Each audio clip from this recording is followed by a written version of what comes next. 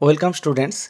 উচ্চ মাধ্যমিক 2026-এর রেজাল্ট যারা সারেন্ডার করতে চেয়েছো এবং এখনও পারোনি তাদের জন্য কাউন্সিল ডেট এক্সটেনশান করেছে। গত 15/6/2026-এর এই নোটিফিকেশানে যা বলা আছে সেটা আমি তোমাদের বলছি, এবং তোমরা অনেকে আমাকে বেশ কিছু বিষয়ে কমেন্ট করে জানতে চেয়েছো, আমি সে প্রশ্নের উত্তর দেব। এবং অনেকে বলেছো যে আমি রিজিওনাল অফিসে গেছিলাম, কিন্তু ওখানে আমি সব বিষয়ে যেহেতু পাস করে গেছি তাই রেজাল্ট সারেন্ডার করতে দেয়নি। আমি তাদের সবার প্রশ্নের উত্তর নিয়ে আমি আসছি এবং নোটিফিকেশানগুলো নিয়ে আমি ডিটেলসে আলোচনা করব, এবং তোমরা রেজাল্ট সারেন্ডার করতে কারা পারবে কারা পারবে না এবং কিভাবে করবে, এবং এই নোটিফিকেশানগুলো প্রত্যেকটা আমি ডেসক্রিপশানে দিয়ে দিচ্ছি, তোমরা ওখান থেকেও পেয়ে যাবে। তো প্রথমে আসি যে 13 তারিখের যে নোটিফিকেশান ছিল এবং 14 তারিখের যে নোটিফিকেশান ছিল, সেখানে মার্কশিট সারেন্ডার অর্থাৎ মার্কশিট এবং পাস সার্টিফিকেট সারেন্ডার করার কথা বলা হয়েছিল, এবং সেটা ছিল যে রেজাল্ট আউটের 30 দিনের মধ্যে। কিন্তু কাউন্সিল আবার একটা নোটিফিকেশান দিয়েছে। এই নোটিফিকেশানে 25/6/2026 পর্যন্ত তুমি রেজাল্ট সারেন্ডার করতে পারবে। এর পরের যে প্যারাগ্রাফটা লিখেছে, a guideline for surrender of result first under regulation 9, যারা রেগুলেশন 9-এ পাস করেছে তারা কিভাবে রেজাল্টটা সারেন্ডার করবে তার একটা গাইডলাইন এর সঙ্গে অ্যাটাচ করে দেওয়া হয়েছে। The intended candidate and their head of the institute may take necessary action according as per the above notification. এই নোটিফিকেশান অনুযায়ী হেডমাস্টারমশাই এবং যারা ইচ্ছুক ক্যান্ডিডেট তারা সেভাবে তাদের মতো করে নেসেসারি অ্যাকশান নেবে। তো এইবার 13 তারিখ এবং 14 তারিখ নোটিফিকেশানে কী ছিল, আর মেন যে ডকুমেন্ট মানে মেন যে রুল সেটা কী ছিল, সেটা নিয়ে আমি একটু আলোচনা করে দিচ্ছি। তোমাদের একটা কথা এখানে বলে রাখি, যারা পাস করেছে তারাই কিন্তু রেজাল্ট সারেন্ডার করতে পারবে। যারা ফেল করেছে অর্থাৎ যাদের মার্কশিটে ফেল আছে তারা কিন্তু রেজাল্ট সারেন্ডার করতে পারবে না। তারা নর্মালি যে সেমিস্টারে ফেল আছে সে মতো তারা পরীক্ষা দেবে। এখানে 13 তারিখের নোটিফিকেশানটা আমি তোমাদের সামনে তুলে ধরেছি। 13 তারিখের নোটিফিকেশানে যেটা বলা ছিল যে if a candidates of to improve his R marks or grade in any one or multiple subject of semester 4 even after passing in the concerned subject, he or she may do so submitting such option through his or head of the institution appearing semester 4 examination in the respective subject afresh in next academic year। তাহলে যারা সমস্ত বিষয়ে pass করেছে, এখানে বলা হয়েছে যে সমস্ত বিষয় any one or multiple subject, আমি যদি ধরেই নিই সমস্ত বিষয়ে পাস করেছে, তো 13 তারিখের নোটিফিকেশান অনুযায়ী এই 13 তারিখের নোটিফিকেশান অনুযায়ী তারা কিন্তু আবার পরীক্ষা দিতে পারবে রেজাল্টটা সারেন্ডার করে। সে একটা সাবজেক্টে পরীক্ষা দিতে পারে অথবা মোর দ্যান ওয়ান সাবজেক্টে পরীক্ষা দিতে পারে, এখানে কিন্তু পরিষ্কার বলে দেওয়া আছে। তো এইটা ছিল 13 তারিখের এই নোটিফিকেশান, এবং সেটা বলা ছিল মার্কশিট কিভাবে সারেন্ডার করবে এখানে বলা ছিল যে eligible candidate of semester 4 of HS examination 2026 may contact the deputy secretary of the respective regional office of the council through their head of the institution within time frame as stated above along with the necessary paper। তাহলে পরিষ্কার বলা আছে কিন্তু ক্যান্ডিডেটকে deputy সেক্রেটারির সঙ্গে যোগাযোগ করতে হবে through দেয়ার headmaster, যারা পাস করেছে এবং সেই পাস করা সাবজেক্টে যারা পরীক্ষা দিতে চায়। এবার নেক্সট আসছি যে 15 তারিখের একটা যে নোটিফিকেশান ছিল, 14 তারিখের যে নোটিফিকেশান ছিল, আমি সেই নোটিফিকেশানটা দেখাচ্ছি।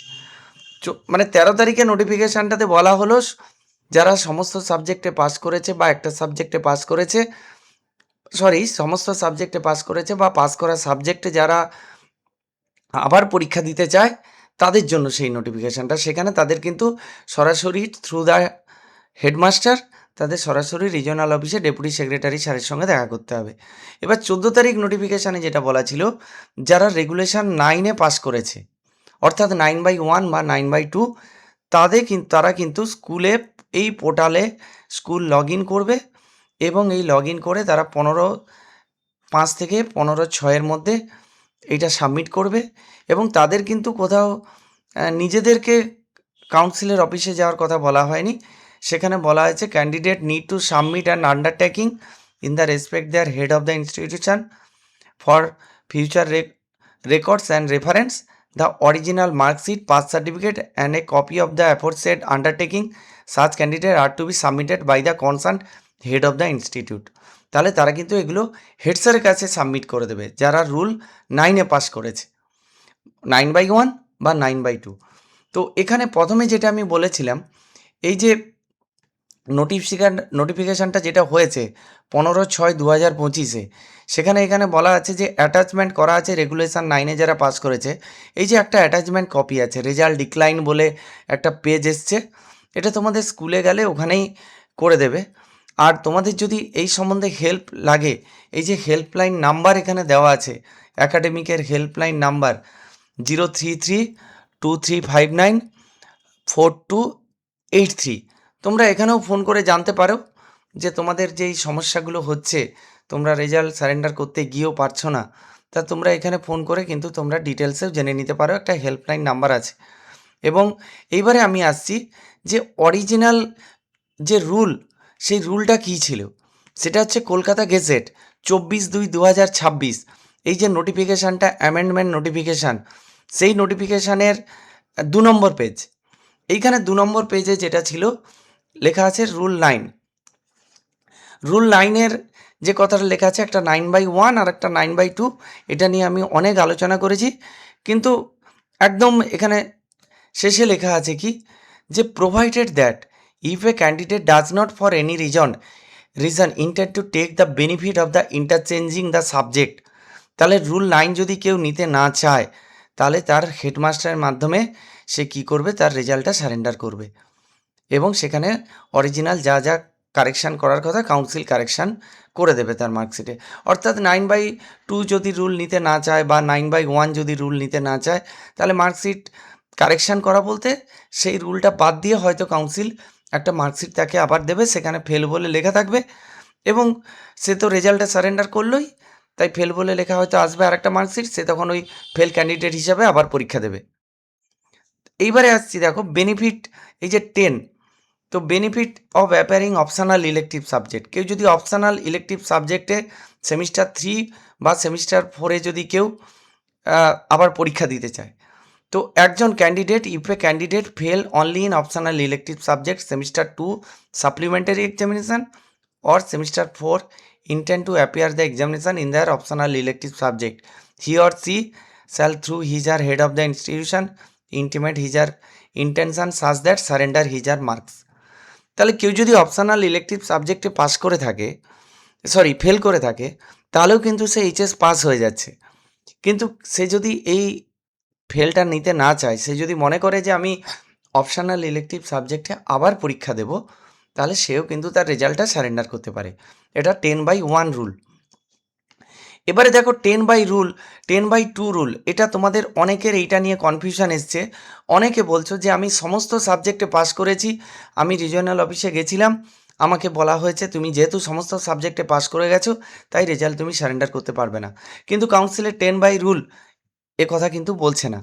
কাউন্সিলের 10/2 রুল কী বলছে, ইফ এ ক্যান্ডিডেট, যদি কোনো candidate opts to improve his R marks or grade in any one or multiple subject, যদি সে তার যে কোনো একটা সাবজেক্টে বা একের বেশি সাবজেক্টে তার মার্কস অথবা গ্রেড বাড়াতে চায়, অফ সেমিস্টার 4, শুধুমাত্র সেমিস্টার 4-এ কিন্তু, even after passing in the concern subject or subjects, সেই সাবজেক্টগুলোতে সে পাস করে গেছে, he or she may do so by submitting such option through his or her head of the institution and appearing in semester 4 examination in the respective subjects afresh in next academic year। তাহলে যে যে সাবজেক্টে সে marks বাড়াতে চায় শুধুমাত্র next academic ইয়ারে সেই semester 4 দিতে পারবে, তাহলে তাকে কি করতে হবে, রেজাল্টটা সারেন্ডার করতে হবে। অনেকের এই ব্যাপারটা নিয়ে খুব কনফিউশন, আমাকে অনেকে মেসেজ করেছো, স্যার আমাকে এভাবে বলা হয়েছে, স্কুল থেকে বলা হয়েছে আমি একটা সাবজেক্টে পরীক্ষা দিতে চাই, স্কুল থেকে বলছে সমস্ত সাবজেক্টে পরীক্ষা দিতে হবে। কিন্তু আমি যেটা বুঝেছি, তুমি একটা সাবজেক্টে পরীক্ষা দিতে চাইলে একটা সাবজেক্টে পরীক্ষা দেবে, মাল্টিপুল সাবজেক্টে পরীক্ষা দিতে চাইলে মাল্টিপুল সাবজেক্টেই পরীক্ষা দেবে। কিন্তু তুমি যদি সমস্ত সাবজেক্টে পাস করে থাকো, তাহলে কিন্তু তুমি সেমিস্টার 3 এক্সাম দিতে পারবে না। তুমি শুধু সেমিস্টার 4 এরই কিন্তু এই ইমপ্রুভমেন্ট টেস্টটা দিতে পারবে এবং এই পরীক্ষাটা হবে সেমিস্টার 4 রে নেক্সট অ্যাকাডেমিক ইয়ারে যখন সেমিস্টার 4 এক্সাম হবে তখনই হবে। তো আজকের ভিডিওটা এই পর্যন্ত। আমি আশা করি তোমাদের সমস্ত কিছু রুল এবং নোটিফিকেশান এই রেজাল্ট সারেন্ডার সংক্রান্ত এবং ইমপ্রুভমেন্ট টেস্ট সংক্রান্ত যে নোটিফিকেশানগুলো আছে আমি তোমাদেরকে বলে বোঝাতে পারলাম। ভিডিওটি ভালো লেগে থাকলে অবশ্যই লাইক করে দিও এবং কমেন্ট করে তোমাদের মতামত জানাও এবং ভিডিওটি ভালো লেগে থাকলে তোমার বন্ধুদের অবশ্যই শেয়ার করে দিও। Thank you.